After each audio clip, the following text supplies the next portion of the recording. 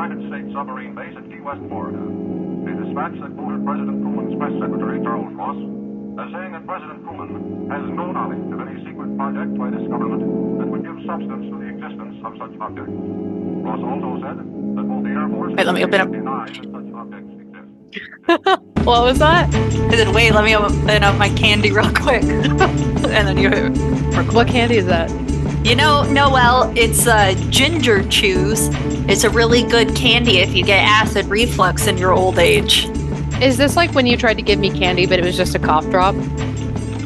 It was menthol honey drops, but it was like honey that the bees had eaten menthol. Yeah, it was a cough drop. But anyway, it tasted like cough drop, but what you were tasting was you're like, the do you want a piece menthol. of candy? And I was like, yeah. And then it was a literal cough drop. Okay, It was Grandma. honey, and the bees had eaten menthol. So it was menthol infused honey into a droplet. If you want to say that that's a cough drop, you could make that argument, but I bought it from a candy tent at the state fair. Well, they're selling lies, fairy tales, and fallacies because that was medicine. That was medicinal. That had nothing to do with fucking candy. Anyway, hey, what's up? My name's Noelle, and I actually think I'm going to go to Mexico and get my teeth fixed. Oh, you should. It's cheaper. Yeah, in a big way. Because how much would it be to get significant teeth work done? Like 30 grand? Oh, well, like, Here? So for what I want to do, it's going to cost upwards of like 3,000 tops. And in Mexico, I could get all of it done, plus like whitening, and honestly, probably fix my fucking bottom jaw, my little crooked guy. This is what happens when you don't wear a retainer. It just goes 180. And I bet I could get the flight, hotel, and pay for all of it for way under the amount that my dentist is quoting me.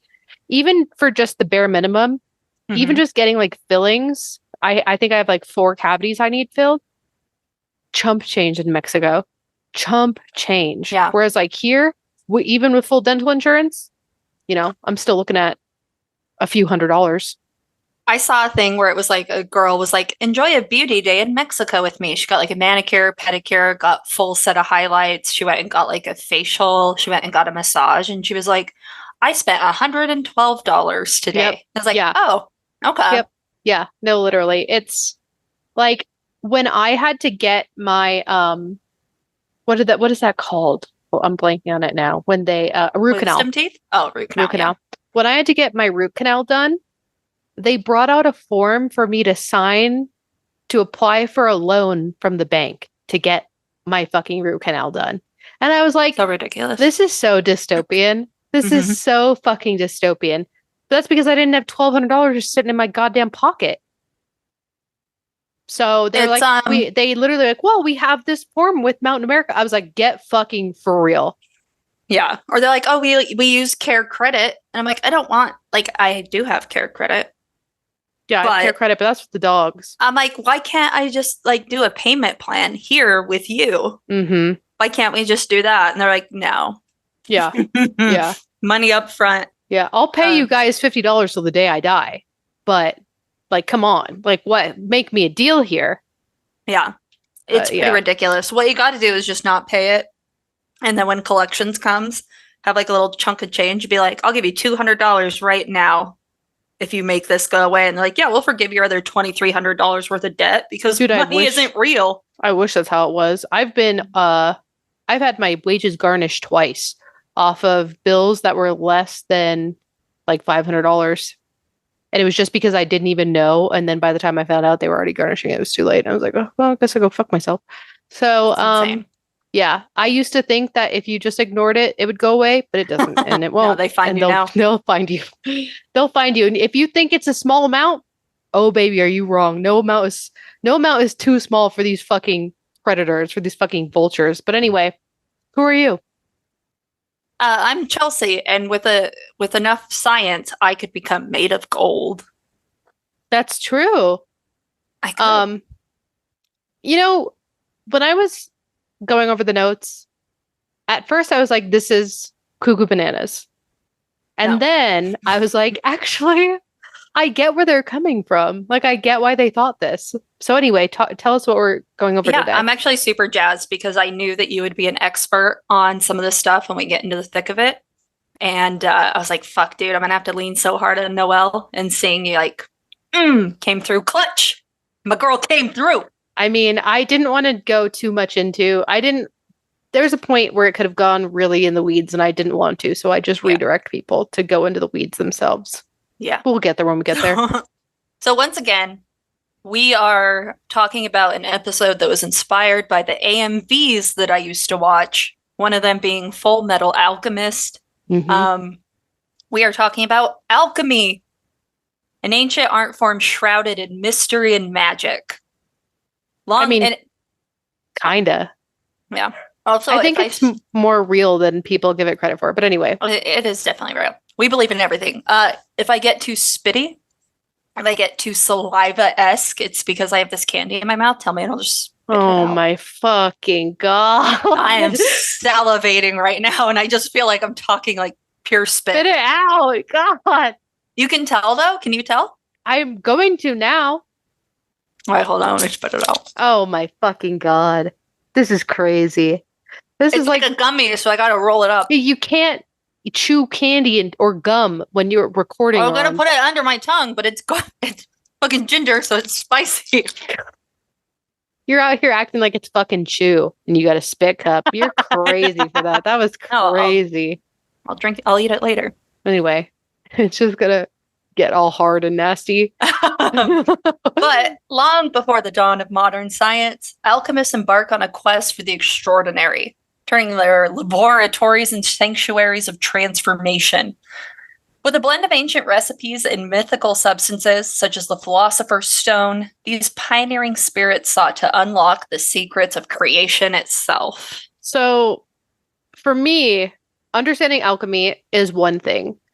I completely forgot, or at least erased from my memory, that the Philosopher's Stone wasn't just the first Harry Potter book, but it was a byproduct and the main focus of like alchemy. And I had heard like two different things about the Philosopher's Stone. I first heard that its purpose was to turn any metal substance into gold. And then the second was that it makes you immortal. But I guess the answer is that it actually does both. Yeah, I was very confused because I think my first introduction was also Harry Potter. Mm-hmm.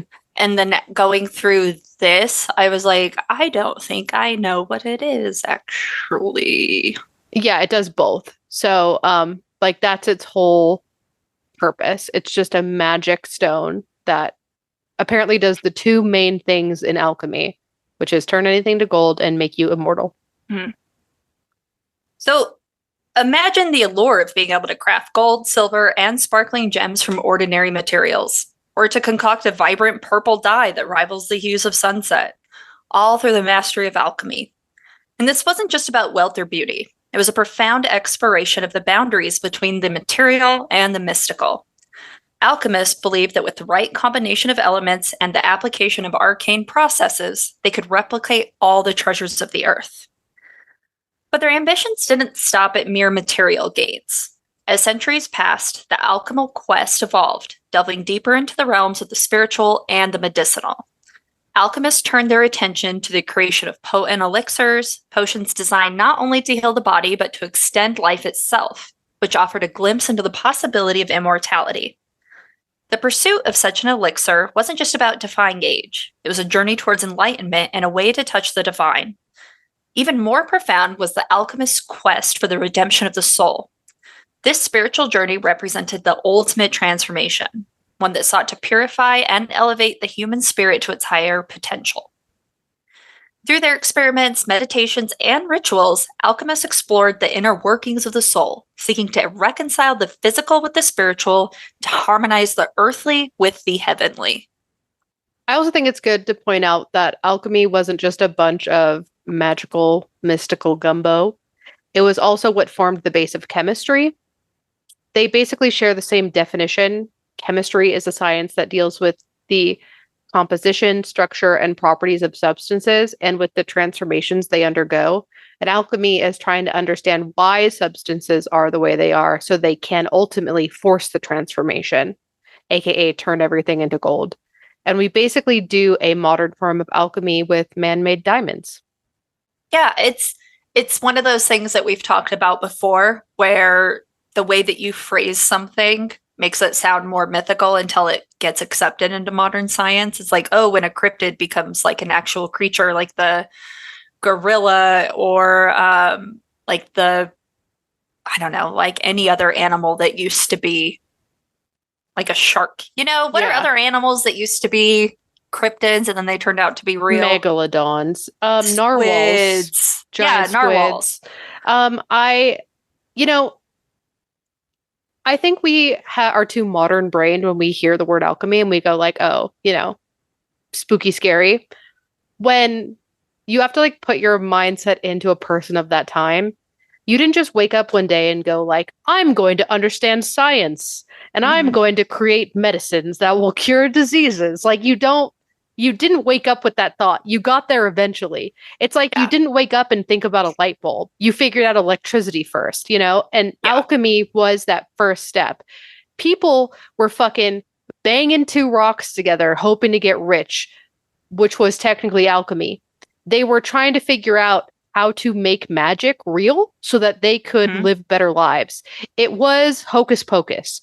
And in doing that, they actually discovered science. A lot of big advances and the foundations of chemistry as a whole came from alchemists who were doing alchemy in their quote unquote spare time and then formed essentially what is modern chemistry. Yeah, absolutely. Because if you think about the three main questions of alchemy, it doesn't sound like anything that a modern day accepted scientist would ask themselves. It's how do things come into existence? What are they made of? And can we transform these things into something else entirely? And I think all of those things we have definitive answers for in pretty much everything, like down to the atom. We know how things are made. We know what they're made of, and we know through chemical processes how to make those changes.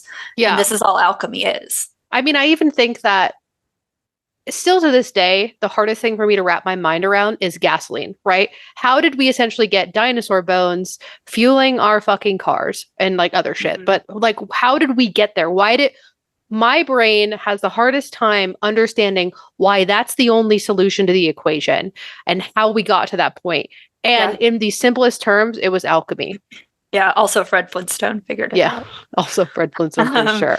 But definitely, and alchemists around the globe have been pretty united that all of these are questions that they could answer a definitive yes to, especially since unlocking these mysteries really lay in deciphering the first two queries, setting them on a quest to discover the recipes and apparatus needed to create substances like gold. So alchemy's central premise revolved around the notion of purification and transformation.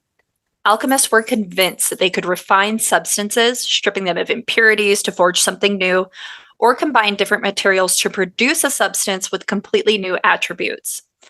They observed that nature was constantly at work, transforming materials in a myriad of ways, and thus their ultimate goal became to just mimic and even accelerate these natural processes through the use of a catalyst.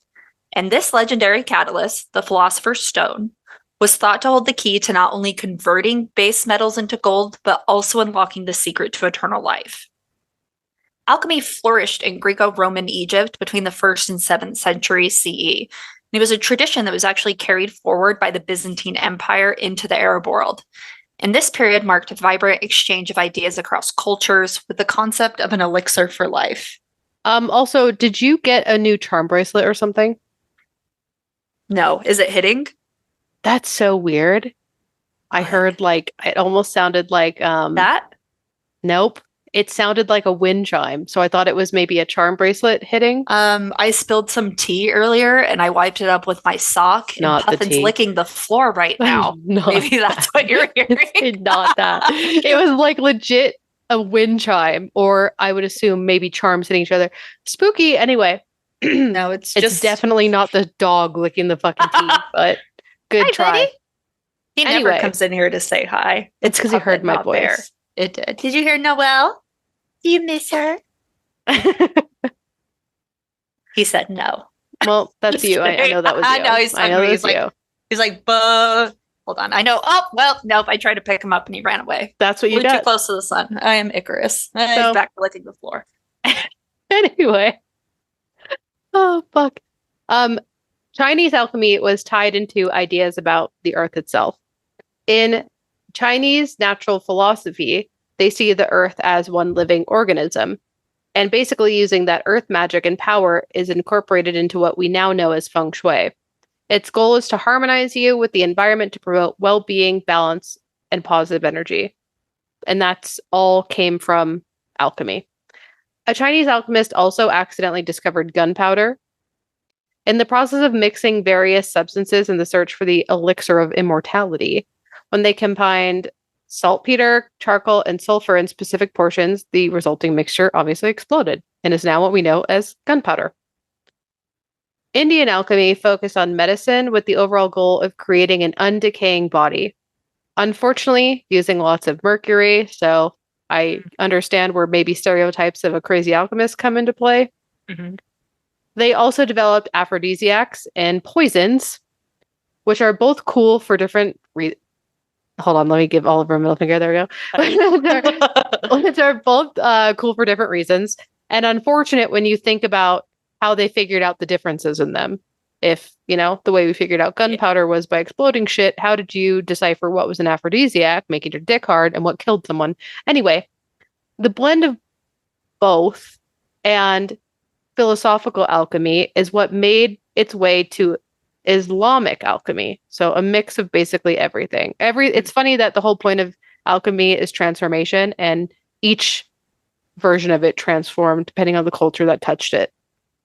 Yeah, with like earth magic versus physical magic, and then we get gunpowder and aphrodisiacs and poison. Yep. That's fun.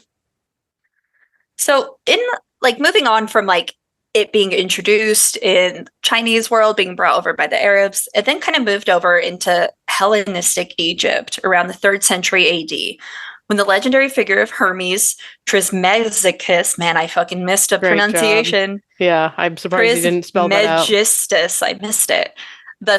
Otherwise known as the thrice great Hermes. So imagine a figure so shrouded in mystery that he becomes the embodiment of the wisdom of alchemy itself. The emerald tablet attributed to him with its cryptic message, as above, so below, became the cornerstone of alchemical philosophy, inspiring countless seekers to ponder the mysteries of the cosmos and the soul.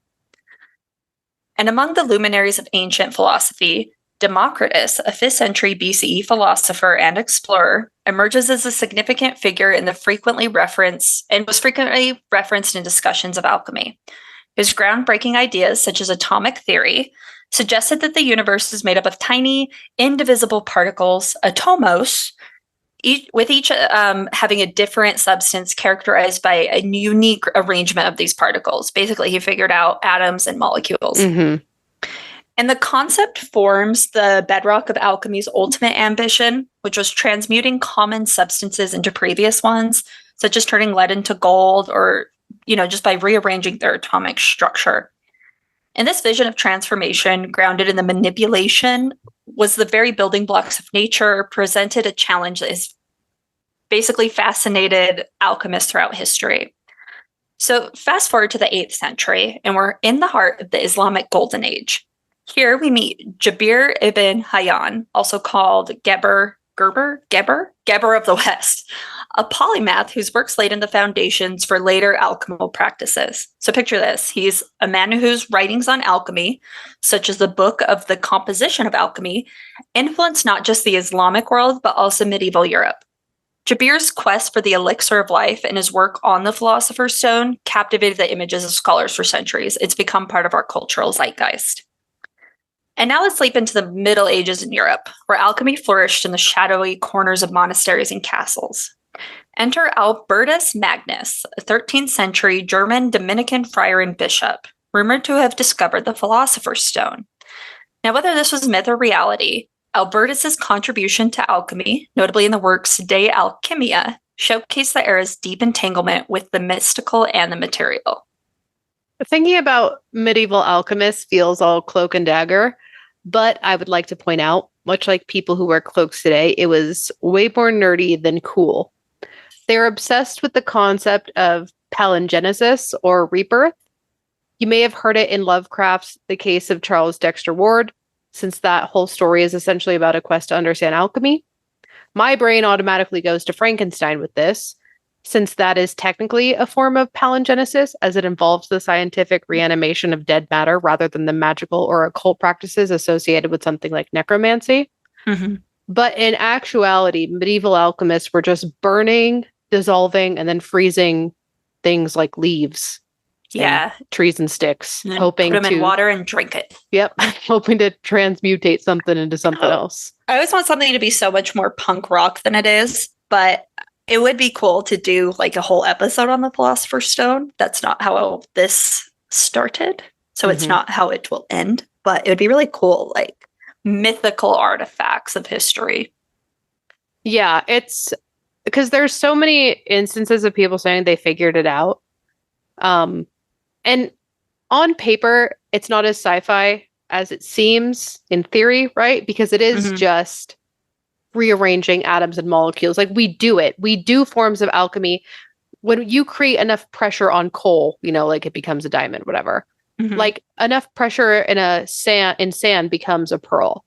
I'm not a scientist, but these are the assumptions, the overarching themes. And that's technically all alchemy. It's taking one thing and turning it into something else.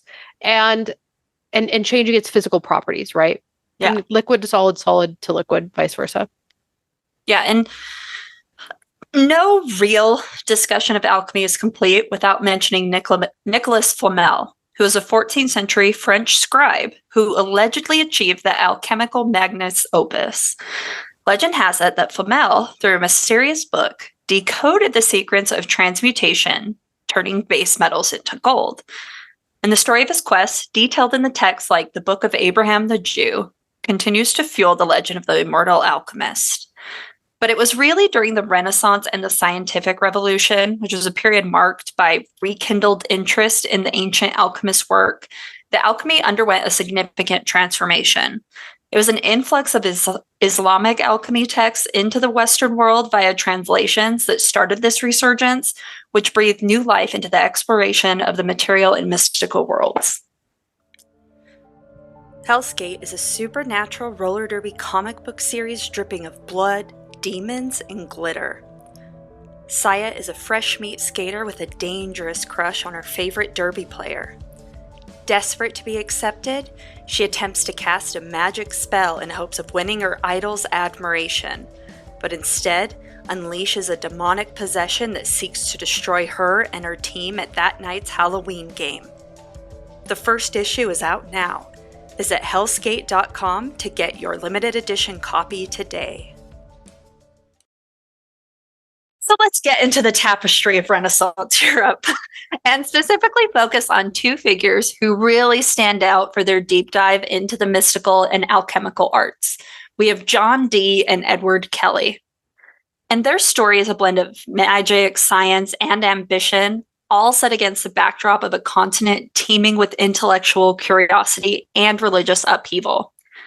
Edward Kelly's journey began under rather ignominious circumstances. Around mid-16th century, this English lawyer, known for his distinctive cap designed to hide the scars of a punishment for forgery, stumbled across a curious find in a Welsh inn.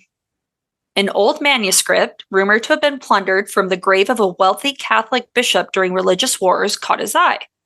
Accompanied by two ivory balls, one discarded for containing nothing but powder, and the other was a mystery waiting to be unveiled.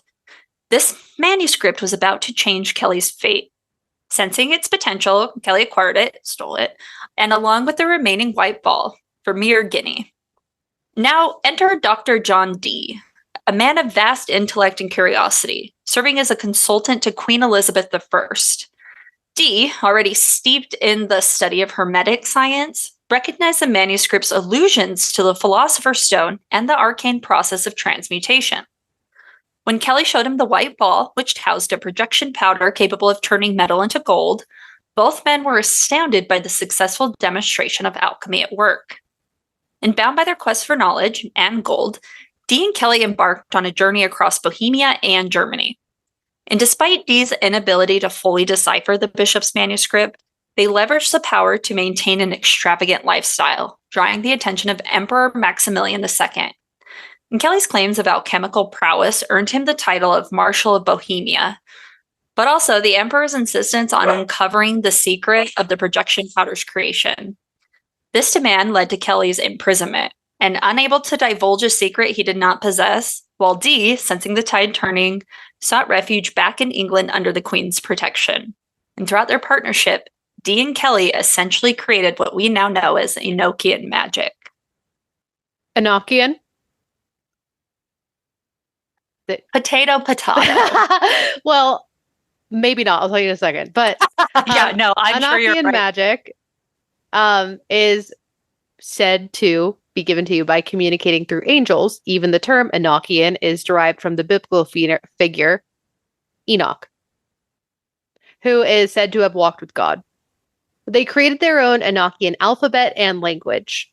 With this, they performed rituals, invocations, and using magical tools that created their ability to communicate with angels, gain esoteric knowledge, and achieve spiritual insight. And even the language and alphabet they said was like given to them by angels, very Joseph Smith and the gold tablets of them. Mm-hmm. One pop culture example of these rituals would be the opening of the watchtowers, which is a ritual designed to invoke the presence and power of the Enochian angels associated with the 4 watchtowers, which correspond to the 4 cardinal directions, north, south, east, and west. You may remember this from a scene in The Craft. And there you go. They were practicing Enochian magic. The Enochian magical system is one of the few, quote, magical practices that is genuinely believed and revered by different religions. I think this is also in Supernatural. I think it's like the sigils that they draw to do certain shit with the angels. It's super cool. Yeah, I don't think cool. It's probably not the same. But the Book of Enoch, interestingly enough, is one of the banned books of the Bible. Really? Yeah, that's we've got to get into the fucking banned books of the Bible, dude. I have 2 copies of from the Ashes of Angels where they talk about the Book of Enoch, but also specifically like giants and like banned books. I'll whip it out and we can do a deep dive on it, because this is where you also get the idea that Noah was probably albino, because it talks about him. Yeah, it talks about him being born with like skin so bright, like you could stare at it, and also like eyes like fire. Oh. You're like, oh. Albino. And also like the Nephilim being born because angels came down and like had sex with human women, and it talks about all of that. Damn, the cool stuff. I also really like all of the like the evil like Genesis. You know what I mean? Like, yeah, the evil shit. Like, we've talked about it before, where like the New Testament was the PR campaign for God, like to make him seem not so evil and jealous and fucking awful. But the cool stories come from him being fucking evil. There's so crazy stuff. It would be cool to do maybe like an Old versus New Testament episode breakdown, but I know neither you and I are experts. I know. It would be like the blind leading the blind. It would be like the LaCroix of the fucking Bible, where it's like the Bible was in the room when we wrote the episode, but you're not. The flavor is a mere whisper, a mere suggestion, really. Dude, I have tried so hard to like really sit down and read the Bible, and it reminds me of being in middle school and reading like a history book, because I'll go through the same page like 4 times. And I either don't read it, and then I'm like, damn, I didn't actually obtain any of that. Or it makes no fucking sense. And I'm like, huh? Yeah, it's the Bible's a rough read. I haven't read the whole thing, but I've read the chunks that I want to. Well, you know what some would call that. Well, but I will say, though, that like going to church for probably like 20 years every Sunday, I probably learned end to end the Bible in some way, but you think this smooth brain retained it? Here's the tea. I think we've got to come with questions about the Old Testament, and we've got to meet with a priest who's willing to be recorded. I can ask. Oh, recorded. I don't know. I don't know if my old pastor. No, we don't want to do that. We need to go to like a Catholic priest. I just think he's going to be the most educated person that we could find because he has like essentially a doctorate in theology. But I don't want him to be on the receiving end of our questions. I also want someone who's willing to be recorded. Yeah, he might. Well, if we have like any questions, I can always DM them to him and let him know what we're doing. And I'm sure he'd answer. We still have like a great relationship. We both have the same agreements about organized religion. He also thinks it's a sham. So love that. But I want to see how someone defends the Old Testament. But first we've got to read it. So anyway, in my opinion, people who defend the Old Testament are ignorant, or just ignorant. People who are like, you can't be gay. It's like all of that law of Moses bullshit went out the window. But that's what they like. Jesus. But that's the fun part of the conversation and discussion is that they cherry pick parts of the Old Testament to justify racism and bigotry and homophobia. But then when you try to bring the other shit of the Old Testament, that's fucking the brutal, murders and jealousy and evilness, essentially, they are like, oh, but not that part. And it's like, let's call a spade, bitch. So, I definitely would have to be more well versed in my Old Testament lore, but you know, we'll get there. Yeah, I don't know. It's always so interesting too, and we're getting off on the religious thing, especially with like the new trans argument. It's always so weird to hear like people's argument with that stuff. Because there's plenty of things in the Bible, in the New Testament, that say that kind of stuff is fine if you want to use like the same lens of deciphering the Bible as you do for the Old Testament. It's like Galatians say that there's like no man nor woman, like Greek or Jew. Oh, what is it? I wonder if I should Google it. But anyway, it's like there's no such thing as man or woman, Greek or Jew, like because everyone's one in like Christ. But it's like, oh, that's interesting. That seems to be one of the definitive things that it talks about gender in the Bible, and it says that it doesn't necessarily matter. Interesting. But now you're letting little trans kids get beat to death at school because you need to back up your bigotry because you can't say it with your fucking chest because you're a coward.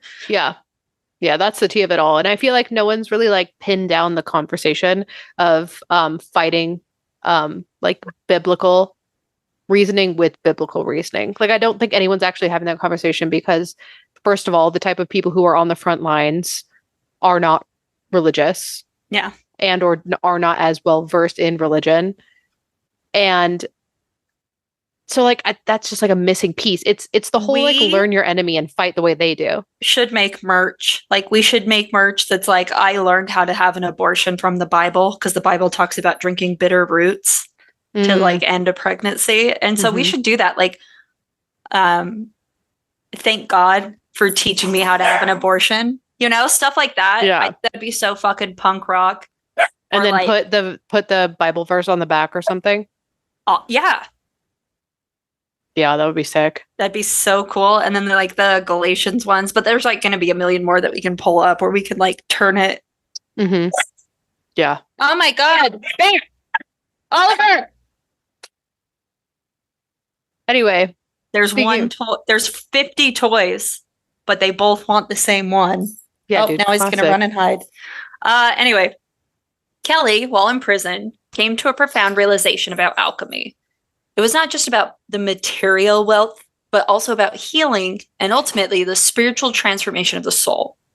He understood that alchemy in its truest form was about the pursuit of perfection, mirroring the natural evolution of elements towards gold and the soul's journey towards divine unity. John Dee, on the other hand, returned to England to find his once great library in ruins. And despite the setback, his contributions to mathematics, astronomy, and navigation remained unparalleled. His angelic communications and hermetic pursuits painted him as the quintessential magician, a figure that would inspire countless tales and characters in literature. And Edward Kelly's life came to a tragic end as he died attempting to escape from prison. And despite the controversies and mysteries that surrounded them, Dee and Kelly's foray into alchemy and the occult left an indelible mark on the intellectual landscape of the Renaissance. Their quest for knowledge, though fraught with danger and misunderstanding, highlights a period where the boundaries between science, magic, and spirituality were fluid, and the thirst for understanding knew no bounds. And while John Dee and Edward Kelly may not be historical names that you know, let's talk about someone everyone will know. So enter Aleister Crowley. We should get that. If we could have licensing to like, Mr. Crowley. Yeah. Stick. I think Only we weren't too 30, lazy. right? 30 seconds, and that's how you get away with not getting a copyright strike. Maybe. But also, do you and I have the opposite of laziness? No. Yep, that's what I thought. Not happening. So, born Edward Alexander Crowley on October 12th, 1875, in Royal Leamington Spa, England, Crowley was an influential and controversial figure in the early 20th century's esoteric and occult movements. Crowley's early life, marked by a strict Plymouth Brethren upbringing, deviated dramatically as he pursued an interest in Western esotericism, ultimately leading to his lifelong engagement with various mystical and magical traditions. His education at Cambridge University did not lead to a degree, but instead to the discovery of his true passion for the occult. And Crowley's journey into the occult began in earnest with his initiation into the Hermetic Order of the Golden Dawn. The Hermetic Order of the Golden Dawn, sometimes and simply called the Golden Dawn, was a secret society and occult organization from the late 19th century. It was founded in London in 1888 by the guys Chelsea's going to name below. I'm not going to even attempt to do that. The Golden Dawn was heavily influenced by Western esotericism, Hermeticism, which we all know is the teachings of the Greek gods Hermes and I even tried to write it out and it didn't help me at all. You added the W in there, which is throwing me off. It looks like Hoth, but with a T in front of it. Yeah, but I think that's how it's supposed to be pronounced. Anyway. South. Kabbalah, which is an esoteric tradition within Judaism, and ceremonial magic. The Golden Dawn practiced various occult disciplines, including divination, alchemy, astrology, and ritual magic. It was broken out into different grades, each with its own teaching and rituals. Members graduated through these grades as they gained knowledge and experience. Do you remember when Kabbalah went viral really with Madonna? Viral? Yeah, like everyone was wearing... early 2000s. Yeah. You know, I also Googled Thoth, how you would write it or like pronounce it. It has a W. Phonetically. Yeah. And I found Thoth. T-O-H-T. We'll never know. We'll never fucking know. It's interesting. So anyway, Crowley studied under the founders William Wynne Westcott, Samuel Liddell McGregor Mathers, and William Robert Woodman. However, his abrasive personality and disagreements with other members led to his departure. This did not deter him. Instead, Crowley continued to explore and expand upon his esoteric knowledge, traveling extensively and studying various religious and magical systems. In 1904, while in Cairo, Egypt, Crowley, is it Cairo? It's Cairo. It's Cairo. You know, I've been watching Welcome to Plathville, and I live in Cairo. Fucking the South, but not Cairo, Egypt. It doesn't matter. It's okay. Crowley claimed to have received the Book of the Law from a discarnate entity named Iwis. And I just want to point out the trip to Egypt, because this is also where Crowley, he's the power bottom. He notoriously power bottomed Victor Nuremberg into insanity in the name of sex magic. Specifically, they were like sex magic rituals that required homosexuality in the desert. And he was like, what a perfect time. For more information, I advise you to listen to last podcast on the Left's Crowley series, or Google, quote, an excerpt from the Place of Enchantment, British Occultism and the Culture of the Modern by Alex Owen, specifically chapter 6, which is titled Aleister Crowley in the Desert. And this goes into the whole, like Victor Nuremberg meeting Crowley right out of college and basically going insane from hanging out with him. And I just love the dichotomy of Crowley being the power bottom and literally being like, fuck me to the point of insanity for the name of enlightenment. That's pretty awful, but pretty cool. The chaos magic of like charging sigils with sex is yeah, it's the sex magic and chaos magic is where the magic with the CK comes from, and it's all like Aleister Crowley was like, I'm figuring this out. And some people argue that you get results when you practice it. So who's to say?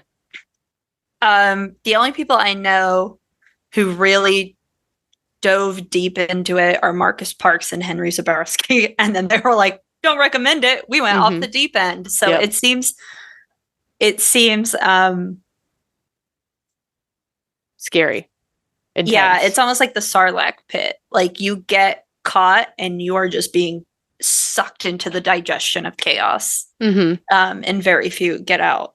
And if you get out, they just write a really terrible short series about you where all of a sudden you're a good guy and it's stupid. From chaos magic, you get tulpas. Yeah, I want to make a tulpa for the podcast. I don't think you do, dog. That's what we're just talking about. But now I know I don't want to do it. Noelle, Chelsea doesn't want to do it. Podcast Chelsea wants content. We have so many tulpas from the internet that have manifested into reality. We don't need to do more. There's so much proof of it just manifesting into existence. But yeah, it's a form of chaos magic. So with the chaos magic and Crowley's adventures into Egypt also comes the Book of Law, which became the foundation of Thelema, which was a new religious movement with the central tenet being, do what thou wilt shall be the whole of the law. And Crowley dedicated the rest of his life to establishing Thelema and integrating its principles into his magical work.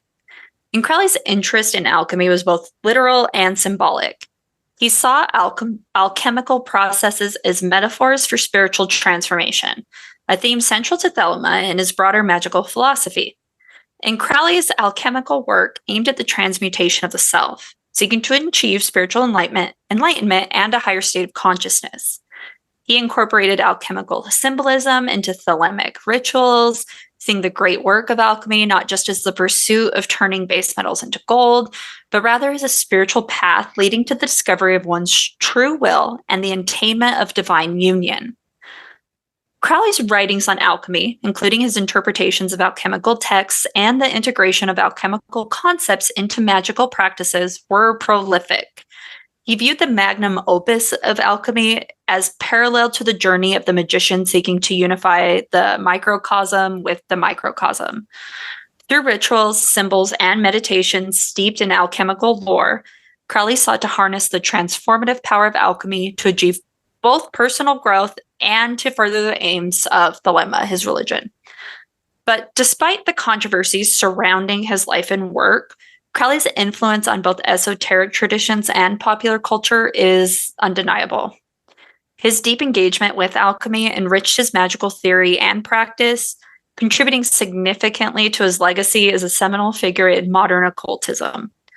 Through his synthesis of alchemical wisdom with ceremonial magic, Crowley offered a path to transformation that continues to inspire seekers of esoteric knowledge. Also, do people know what esoteric is? I guess we should give a definition. I feel like it's always thrown around. Being esoteric or a state of esotericism is intended for or likely to be understood by only a small number of people with a specialized knowledge or interest. Yeah, so you can be esoteric philosopher. You could be an esoteric philosophical debater. You don't just have to be esoteric magic. It's just learning, a small group of people specializing in knowledge that is unknown to the mass majority or restricted. Yeah, it's like insider information in certain topics, like magic or mysticism, that isn't meant for everyone. It's basically a Knights Templar. It's a secret only known by a few people. who either have the knowledge or the interest in it. Yeah, some would even say that like the handshakes that Mormons practice behind the curtain is a form of an esoteric practice because it's restricted to a small group. Mm-hmm. That's probably the easiest way someone's ever described it to me, actually. Because I was here esoteric and I'm like, forget. Yeah, it sounds so mystical when it's really just like an inside joke, but with heat on it. Yeah. Yeah, a practice. Like a secret handshake between like you and someone is technically esoteric knowledge. Yeah. So while the age of classical alchemy gave way to the dawn of chemistry, the quest for spiritual transformation and the philosopher's stone continued to enchant individuals, giving rise to tales of modern alchemists who sought to unlock the secrets of the universe. And one such figure is Fulcanelli, a name shrouded in mystery, believed to have been active in the early 20th century.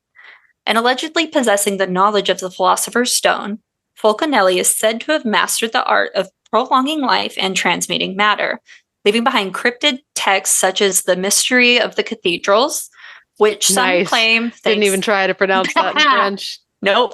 Which some claim contain coded instructions for achieving alchemical transmutation. And despite extensive research, Fulcanelli's true identity actually remains a tantalizing enigma, with speculation suggesting that he might have been a composite figure or just an adept passing through the corridors of time, leaving only whispers of wisdom in his wake. That's the other fun part of all of the alchemy text, is it's all in like riddles. No one was actually saying what they were trying to create knowledge in an esoteric way, and basically saying, if you know, you know.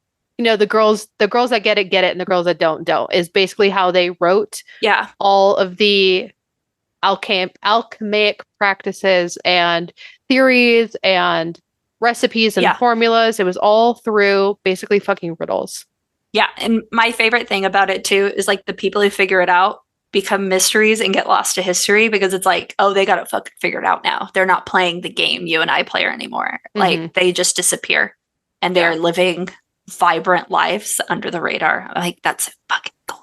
I think I forget it was one of the guys you mentioned, but I'm blanking on his name specifically. Probably Nicholas Flamel, where he wrote all of these texts and people tried to decipher it, and when they were like, dude, what the fuck does this mean? He basically said to everyone, if God wants you to know, he'll let you know. But I'm not here to be your Rosetta Stone. I'm not here to be your translator. If you're supposed to know, you will know. But if not, good luck. And I'm like, damn. Yeah. That would piss me the fuck off. It would too, because I'd be like, I can change him to tell me. Yeah. So in the midst of World War II, a tale emerged of a group of alchemists in Britain who, under the leadership of a figure known only as the Master, and this is so fucking cool, endeavored to use alchemical principles to aid the war effort. This is like BPRD, like Hellboy stuff. I love it. Yeah. According to legend, they sought to apply the transformative powers of alchemy not to create gold, but to invoke a change in the collective consciousness and ensure peace. And while the concrete evidence of their activities is scant, the story captures the enduring belief in alchemy's potential to bring about profound change. It's also so crazy that World War II, besides being like the war that everyone's obsessed with, and is one of the most horrific, it is so fucking nerdy when it comes to like magic with a CK. Yeah. Because we have both sides participating. We have the Allies trying to perform transmutation through alchemy. And then we also have, obviously, Hitler being obsessed with like sigil magic and ritualistic magic. And that's unrelated to all the like superstitious shit that he was doing and like trying to find fucking aliens in the goddamn Hollow Earth and shit. Like, the reason why the Nazis looked the way they did was because he was trying to tap into the same shit that fucking Aleister Crowley was with sigil magic.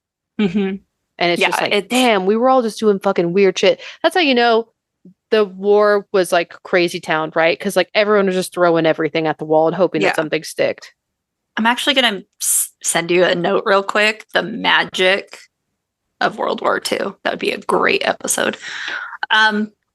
So the 20th century also witnessed the intriguing case of Albert Riedel, also known as Frater Albertus.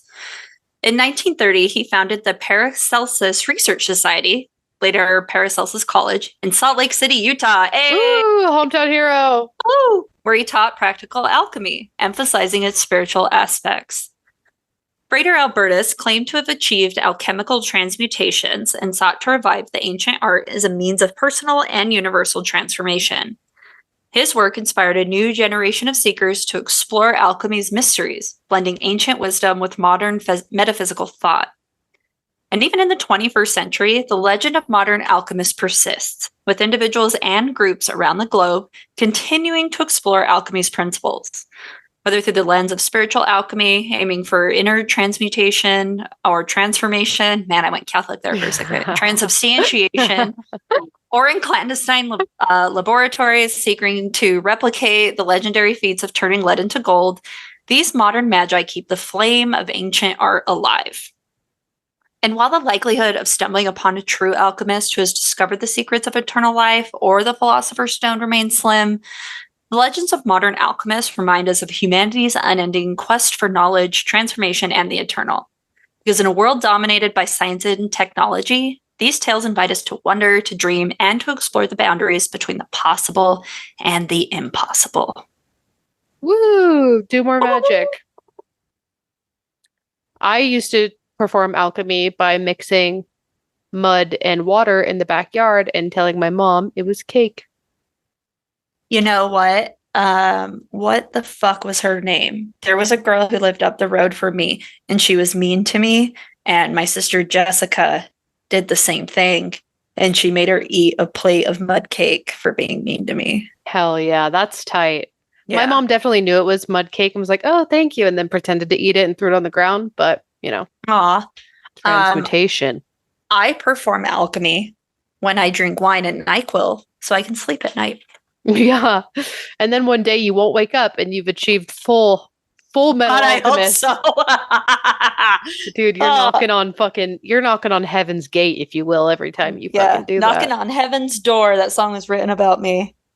So that's so cool. I think it'd be fun to definitely get into some of these alchemists and their different pursuits of alchemy rather than just a broad generalization of what alchemy is. Especially these dudes and their Enochian texts that they wrote. Yeah, I think that's where it veers off, it forks off in the road. Finding specific practices of alchemy is tough because everyone fucking spoke in goddamn gibberish. But writings about Enochian magic and chaos magic and sex magic is very much out there, and there are very specific rituals documented. So, and if anyone wants to try that, you can read Combined Chaos, which was the hardest fucking book that I never finished. Yeah, I've got it somewhere. But yeah, that's fun. It's so fun. Speaking of fun, you can find a link in all of our bios. We are at Golden Hell Podcast. I am at Noelle Fain. That is at Sithlard. And in those bios, the link that you will click will take you to things such as our merch, where 100% of proceeds are donated. You can also find our Patreon. $1 gets you in. You could pay $1 to hear me cry this week, so that's a bang for your buck. Right? And better I mean see that, an influx. Yeah, come on, I know you want to hear it. Both fans and haters. Just that's a note for you. You can listen to me cry for only $1. We also have a link to our Discord server, and of course to Kelly Holloran or at Wild Wood Owl on Etsy. She makes cool shit for us, and she makes cool shit in general. And I don't know why you need it, but there's also links for places to listen to us, which is honestly anywhere podcasts are heard. Amen. And I'm going to hail actually Eats Bakery in Salt Lake City, which is one of the best vegan bakeries. She makes the best fucking vegan donuts in the goddamn world. And I hope one day she has a storefront, because it hurts my soul to only get a donut once a week on a Saturday morning. I want it. I want to be able to choose my own destiny. I want to be able to make a bad decision on a Tuesday morning. So, hail Eats Bakery. I'm going to say hail Chemistry for making the anti-acne face mask that I bought at TJ Maxx today that I'm going to put on this little pepperoni face and wake up looking a golden goddess. That's a form of alchemy right there. You're transmutating a pimple into perfect skin. Yeah, I'm going to bed ugly and waking up only ugly without acne. There you go. Alchemy. Perfect. Okay, let's get the fuck out of here. All right, bye. Bye.